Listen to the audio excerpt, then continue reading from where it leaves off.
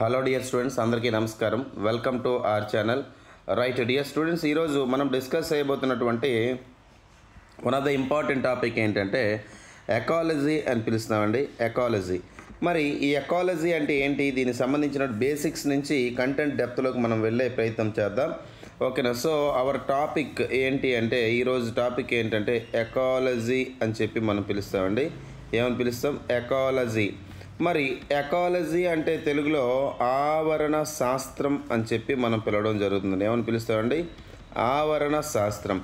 మరి ఎకాలజీ అంటే ఏంటి, మరి దీని యొక్క స్కోప్ ఏంటి సైన్స్లో, మరి రియల్ లైఫ్లో కూడా ఈ ఎకాలజీ యొక్క పరిధులు ఎంతవరకు ఉన్నాయి, ఏంటి దీని యొక్క లిమిటేషన్స్ గురించి, అదేవిధంగా దీని యొక్క అప్లికేషన్స్ గురించి మనం డిస్కస్ చేసే ప్రయత్నం చేద్దామండి. మరి ఈ వీడియోలో మరి ఎకాలజీ అంటే ఆవరణ శాస్త్రం అని చెప్పి మనం చెప్పుకున్నాం కదమ్మా. మరి ఈ ఎకాలజీలోనే మనం డిస్కస్ చేయబోతున్నటువంటి అంశాలు ఏంటంటే, ఫస్ట్ బేసిక్స్ నుంచి టెర్మినాలజీ కూడా మనం తెలుసుకోవాల్సినటువంటి అవసరం ఉంది. ఓకేనా.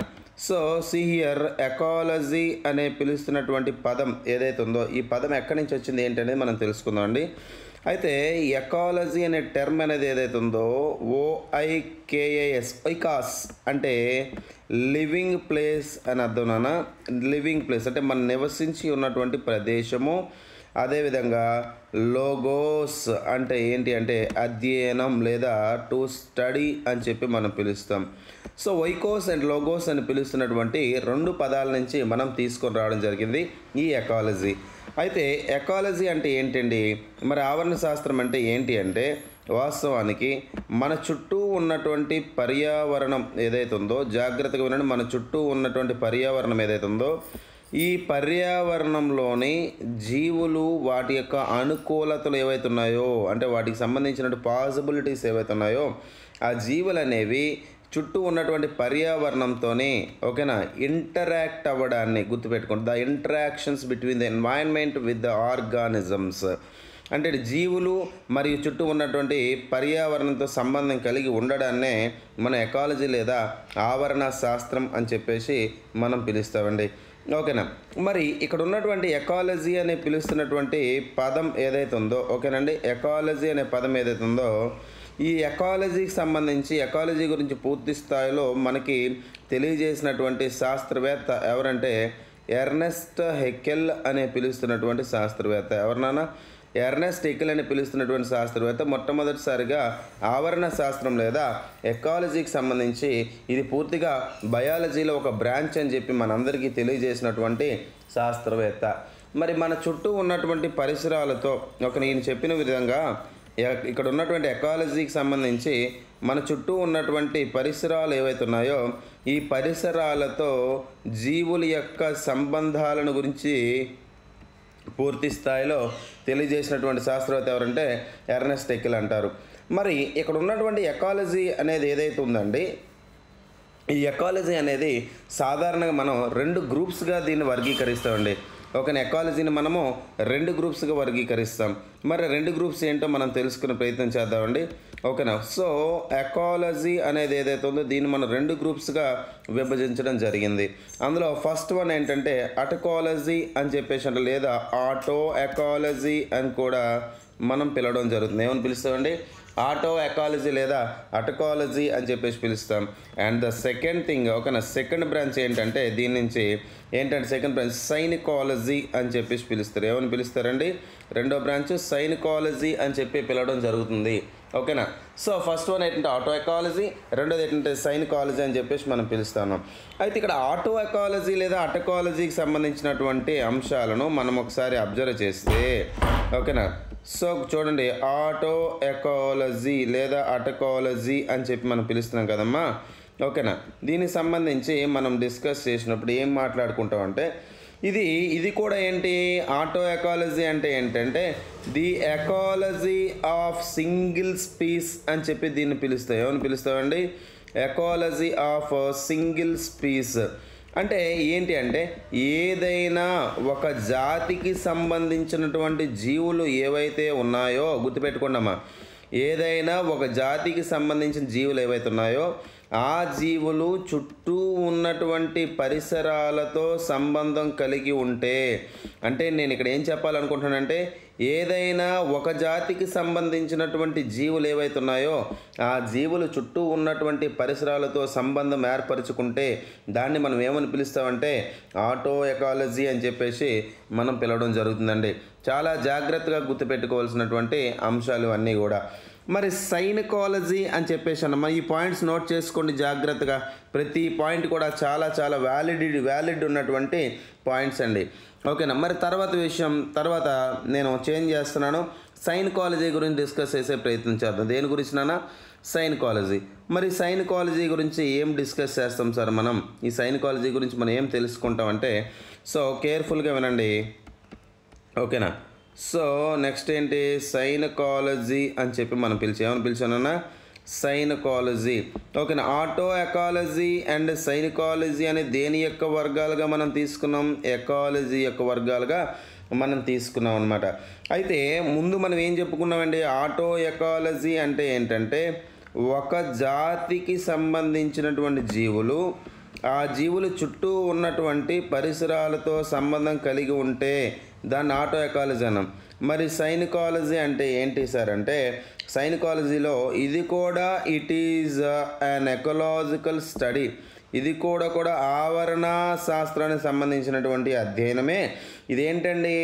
ముందు ఒక జాతికి సంబంధించిన జీవులు అనుకున్నాం కదా, ఇక్కడ ఇలా కాదనమాట. సైనికాలజీలో ఏంటంటే ఒక సమూహానికి చెందినటువంటి జీవులు అంటే ఏంటి అంటే it is a study of inter relationship. ఓకేనా. చాలా జాగ్రత్తగా గుర్తుపెట్టుకోండి. It is the study of inter relationship among the communities అంటే వివిధ రకాల కమ్యూనిటీస్ లేదా సమూహాల మధ్య ఉన్నటువంటి సంబంధాల గురించి మనం అధ్యయనం చేస్తాం. అయితే ఏంటి ఇక్కడ? వివిధ రకాల జీవులు, వివిధ రకాల సమూహాలకు చెందినటువంటి జీవుల గురించి అధ్యయనం చేస్తున్నాం కదా. ఎక్కడంటది? ఒక ప్రాంతానికి. అది కూడా ఇంపార్టెంట్. One specific region. ఏదైనా ఒక ప్రత్యేకమైనటువంటి ప్రాంతం గురించి గుర్తుపెట్టుకున్నానా? ఏదైనా ఒక ప్రత్యేకమైనటువంటి ఒక ప్రాంతంలో ఉన్నటువంటి వివిధ రకాల సమూహాలకు చెందినటువంటి జీవుల మధ్య అంతర సంబంధాల గురించి అధ్యయనం చేయడాన్ని మనం ఏమని పిలుస్తామంటే సైనికాలజీ అని చెప్పి మనం పిలుస్తామండి. మళ్ళా ఈ సైనికాలజీ అనేది ఏదైతుందో దీన్ని మళ్ళీ మనం ఒక 3 కేటగిరీస్గా మనం విభజించడం జరిగిందండి. ఏంటన్నా? ఈ సైనికాలజీ అనేది ఏదైతుందో చాలా జాగ్రత్తగా చూడండి. ఈ సైనికాలజీ ఏదైతే ఉందో దీన్ని మనం 3 కేటగిరీస్గా విభజించడం జరిగిందండి. అయితే మొదటిది ఏంటి అంటే ఈ సైనికాలజీలోనే మొదటిది మనం ఏం చెప్పుకుంటే పాపులేషన్ ఎకాలజీ అని చెప్పి మొదటిది మనం చెప్పడం జరుగుతుందండి. మొదటిది ఏంటన్నా? Population ecology. చాలా జాగ్రత్తగా వినాలా. ఓకేనా. పాపులేషన్ ఎకాలజీ అని చెప్పి మొదటి కేటగిరీగా మనం చెప్పడం జరిగిందనమాట. అయితే ఇక్కడ దీనికి సంబంధించి ఏంటి అంటే చాలా ఇంపార్టెంట్. పాపులేషన్ ఎకాలజీ అంటే ఏంటి అంటే, ఓకేనా, చాలా కేర్ఫుల్గా వినండి. సో పాపులేషన్ ఎకాలజీ అని చెప్పి నేను చెప్పడం జరిగింది కదా. ఇగోండి పాపులేషన్, ఓకేనా, ఎకాలజీ అని చెప్తా ఉన్నాం. మరి పాపులేషన్ ఎకాలజీ ఏం చెప్తుంది సార్? దీని గురించి మనం ఏం తెలుసుకోవాలి సార్ అంటే కనుక పాపులేషన్ ఎకాలజీలో ఇదేంటి? జీవులు అనబడేవి ఏవైతే ఉన్నాయో అంటే వేరు జాతులు, జీవజాతులు ఏవైతే ఉన్నాయో, వేరియస్ స్పీసెస్ జాతులు ఏవైతే ఉన్నాయో ఈ జాతులకు సంబంధించి మనము అర్థం చేసుకోవడం. ఓకే, ఈ జాతులకు సంబంధించి ఏంటంటే అండర్స్టాండింగ్స్ అంటే ఆ జాతులు వాటి యొక్క లక్షణాలు వాటి గురించి తెలుసుకోవడం. అదేవిధంగా ఈ జీవులు యొక్క డిస్ట్రిబ్యూషన్ కూడా మనం తెలుసుకోవాలి. డిస్ట్రిబ్యూషన్ అంటే ఏంటంటే విస్తరణ. అంటే ఒక ప్రత్యేకమైన ఫర్ ఎగ్జాంపుల్ అండి ఏదో జాతి గురించి మనం మాట్లాడుకునేటప్పుడు ఫర్ ఎగ్జాంపుల్ మానవుడు కూడా హోమోసేపియన్ అని చెప్పి పిలుస్తాం కదా. ఓకేనా. ఇందులో జాతి అనేది ఏదండి? ఇందులో జాతి అనేది ఏం చెప్తాం? మొదటిది హోమో అనేది జాతి, సేపియన్ ప్రజాతి కదా. ఈ హోమో అనే పిలుస్తున్నటువంటి ఈ జాతి యొక్క డిస్ట్రిబ్యూషన్ విస్తరణ గురించి అధ్యయనం చేసుకోవడం. అదేవిధంగా చూడండి వీటి యొక్క డిస్ట్రిబ్యూషన్, వీటి యొక్క విస్తరణ, అదేవిధంగా ఈ జీవులు అనేవి ఏవైతే వీటి గురించి అర్థం చేసుకోవడం, అదేవిధంగా ఈ జీవులకు సంబంధించినటువంటి అంశాల గురించి మనకి అంతర సంబంధాల గురించి పూర్తిగా అధ్యయనం చేయడం. అంటే ఇంటరాక్షన్స్ అని చెప్పి మనం ఇంగ్లీష్లో పిలుస్తాం. అంతర సంబంధాల గురించి అధ్యయనం చేయడమే మనం పాపులేషన్ ఎకాలజీగా మనం చెప్తాం. మరి తర్వాత రెండవ కేటగిరీ ఏంటంటే కమ్యూనిటీ ఎకాలజీ అని చెప్పి మనం పిలుస్తాం. నాన్న ఏమని పిలుస్తాం? రెండోది కమ్యూనిటీ ఎకాలజీ. ఓకేనా, కేర్ఫుల్గా వినాలి. సో రెండోది ఏంటంటే కమ్యూనిటీ ఎకాలజీ అని చెప్పి మనం రెండోది పిలవడం జరుగుతుందండి. మరి ఇక్కడ సేమ్ మన పాపులేషన్ ఎకాలజీ లాగే ఇక్కడ ఏంటంటే కొన్ని సమూహాల గురించి మనం అధ్యయనం చేయడమే ఈ కమ్యూనిటీ ఎకాలజీగా మనం పరిగణిస్తామండి. ఓకేనా, కమ్యూనిటీ ఎకాలజీకి సంబంధించి ఏంటి అంటే ఈ కమ్యూనిటీ ఎకాలజీలోని జీవులు అనేవి ఏవైతే ఉన్నాయో, ఓకేనా, ఈ కమ్యూనిటీ ఎకాలజీలోని జీవులు అనేవి ఏవైతే ఉన్నాయో మోర్ దాన్ 2 స్పీసెస్ అంటే 2 కన్నా ఎక్కువ జాతులు కలిగి ఒకే ప్రాంతంలో ఉండి ఆ జీవులు పర్యావరణంకి ఎలాంటి అనుకూలతలను చూపిస్తున్నాయో అలాంటి వాటి గురించి అధ్యయనం చేయడానే కమ్యూనిటీ ఎకాలజీ అని చెప్పేసి మనం పిలుస్తాం. అండ్ తర్వాత మూడవ కేటగిరీ, ఓకేనా, థర్డ్ కేటగిరీ. మరి థర్డ్ కేటగిరీ ఏంటనేది మనం తెలుసుకుందామండి. ఎందులో ఇదంతా కూడా సైనికాలజీలోనే. ఓకేనా, థర్డ్ కేటగిరీ ఏంటంటే ఎకోసిస్టమాలజీ అని చెప్పి మనం పిలుస్తామండి. ఏమని పిలుస్తాము? ఎకోసిస్టమాలజీ అని చెప్పి మూడో కేటగిరీగా మనం పరిగణిస్తా ఉన్నాం అన్నమాట. ఇక్కడ ఎకోసిస్టమాలజీ అంటే ఏంటి అంటే ఒక ఆవరణ వ్యవస్థలో, ఒక ఎకోసిస్టంలో గుర్తుపెట్టుకోండి, ఒక ఆవరణ వ్యవస్థలో జీవులకు సంబంధించి బయోటిక్ అండ్ ఎబయోటిక్ కాంపోనెంట్స్ గురించి అధ్యయనం చేయడం. ఓకేనా, బయోటిక్ అండ్ ఎబయోటిక్. సరే, ఇక్కడ ఎబయోటిక్ అంటే ఏంటి? బయోటిక్ అంటే జీవపరమైనటువంటి అంశాలు లేదా సజీవపరమైన అంశాలు, ఎబయోటిక్ అంటే నిర్జీవపరమైనటువంటి అంశాలు. మరి బయోటిక్ కాంపోనెంట్స్ అంటే ఏంటి అండి? మొక్కల యొక్క భాగాలు, వాటికి సంబంధించివన్నీ కూడా. ఎబయోటిక్ నిర్జీవ కారకాలు ఏంటి? కాంతి, అదేవిధంగా గాలి, ఇవన్నీ కూడా నిర్జీవ కారకాలుగా మనం పరిగణిస్తూ ఉంటాం అన్నమాట. చాలా చాలా ఇంపార్టెంట్ ఆస్పెక్ట్స్ అన్నమాట. మరి ఎకాలజీలోనే మనం తెలుసుకోవాల్సినటువంటి అంశాలు కొన్ని మనకి బేసిక్స్తో కూడినటువంటి అంశాలు ఉన్నాయండి. ఓకేనా, మరి ఆ బేసిక్స్తో కూడినటువంటి అంశాల గురించి మనం ఒకసారి డిస్కస్ చేసే ప్రయత్నం చేద్దాం ఈ వీడియోలో. మరి ఇక్కడ మనం తెలుసుకుంటే అండి, ఓకేనా, సో కొన్ని ఎకలాజికల్ టర్మ్స్ ఉన్నాయి, కొన్ని మనం తెలుసుకోవాల్సినటువంటి పదాలు ఉన్నాయి. ఓకేనా, అవి కొంచెం తెలుసుకునే ప్రయత్నం చేయండి. తర్వాత టాపిక్లోకి వెళ్ళేటప్పుడు ఈ పదాలకి అర్థాలు తెలియకపోతే మళ్ళీ మనం వెనక్కి వచ్చి నేర్చుకోవాల్సి ఉంటుంది. ఓకేనా, అందులో మొదటగా ఎకలాజికల్ టర్మ్స్లోనే మొదటగా తీసుకుంటే పాపులేషన్ అంటే ఏంటంటే తెలుగులో జనాభా అని చెప్పి మనం పిలుస్తాం. ఈ పాపులేషన్ అంటే ఏంటి అంటే గ్రూప్ ఆఫ్ స్పీసెస్. జాగ్రత్తగా వినండి, పాపులేషన్ అంటే ఏంటి? Group of species in a particular area. అంటే ఒక ప్రాంతంలోని వివిధ రకాల జాతులు యొక్క సమూహం ఏదైతే ఉందో దాన్నే మనం పాపులేషన్ అని చెప్పేసి మనం పిలుస్తలేదు, జనాభా అని చెప్పి మనం పిలుస్తాం. తర్వాత ఇంకొక టెర్మినాలజీ అండి, పాపులేషన్ టైప్ అని చెప్పి మరొక టెర్మినాలజీ ఉంది. ఇంకోటి ఏంటంటే పాపులేషన్ టైప్. మరి పాపులేషన్ టైప్ అంటే ఏంటి అంటే సార్ ఇక్కడ జనాభా అనేది ఏదైనా ఒక ప్రాంతంలో పెరుగుతుందా అంటే ఎక్స్పాండింగ్, లేదా తగ్గుతుందా దాన్ని డిక్లైనింగ్ అంటారు, లేదా స్టేబుల్గా ఉందా అంటే ఫిక్స్డ్గా అక్కడ జనాభా ఉందా, ఇదంతా కదా. ఇలాంటి అంశాలని మనం ఏమని పిలుస్తామంటే పాపులేషన్ టైప్ అని చెప్పి మనం పిలవడం జరుగుతుందండి. తర్వాత అంశం ఏంటంటే పాపులేషన్ డెన్సిటీ. తర్వాత అంశం ఏంటి? పాపులేషన్ డెన్సిటీ అంటే జనసాంద్రత అని చెప్పి మనం పిలుస్తాం. ఏమని పిలుస్తామండి? పాపులేషన్ డెన్సిటీ అంటే జనసాంద్రత.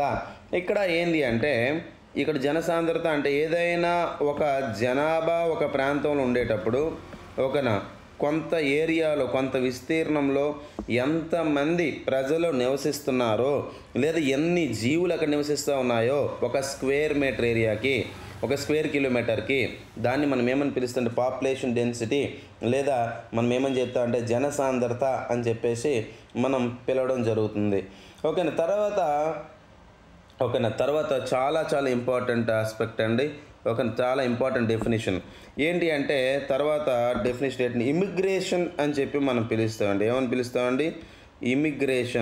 ఇమిగ్రేషన్ అంటే ఏంటి? ఓకేనమ్మా, ఇవన్నీ పదాలు మనం తెలుసుకోవాల్సినటువంటి అవసరం ఉంది. ఇమిగ్రేషన్ అంటే ఏంటంటే ఏదైనా ఒక జనాభా ఒక ప్రాంతంలో ఉన్నటువంటి జనాభాలోనికి బయట ప్రాంతం నుంచి వచ్చినటువంటి జనాభా ఎంతమంది చేరుతున్నారో దాన్ని ఇమిగ్రేషన్ అని చెప్పి మనం పిలుస్తాం. In English we could call number of individual that come in to an population.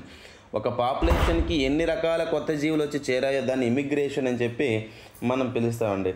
తర్వాత ఇంకొకటి ఎమిగ్రేషన్ అని చెప్పి మరొక డెఫినేషన్ ఉందండి. ఇంకో డెఫినేషన్ ఏంటి? ఎమిగ్రేషన్. చాలా జాగ్రత్తగా వినండి.